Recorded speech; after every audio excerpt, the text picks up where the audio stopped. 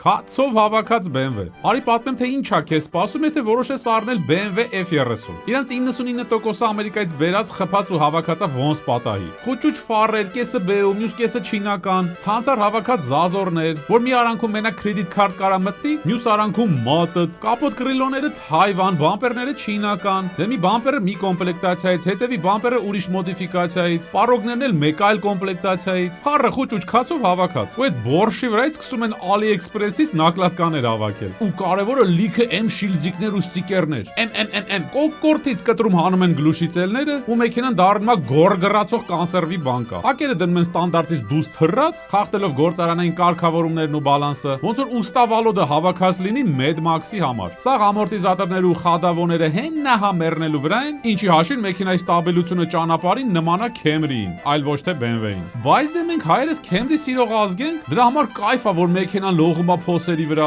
Բոլոր ակերի ռազված խարժդենյան հյուսիս հարավ արևել կարևմուտք, մարդկա որ ասում է 2500 կիլոմետրին մի լիտր յուղ վարելը դա նորմալ է, ու մեն չեղած մազերը բիզբիզ են տնկվում։ Հետևի ռեդուկտորները գալի պես ոռնում են, որովհետև շատ են դրիֆտ տարել։ Ինչևէ, լիքը մարդու առանձնապես դա չի ուզում, կարևորը լինի Words F30։ Կամ էլ ինպես պետքա սաղ լիստեեմի ու ավտոեմի F30-ները քշելուց հետո ընտրեն մեջներից քիչ կալխոզ արած ու տանջած մեքենա եւ սկսել խելքի բերել, որ քշես իրական BMW, այլ ոչ թե BMW-ի լոգոներով Camry։ Իմ ալիքում էլ գրանցվի, որ տեսնես հաջորդ տեսանյութերը։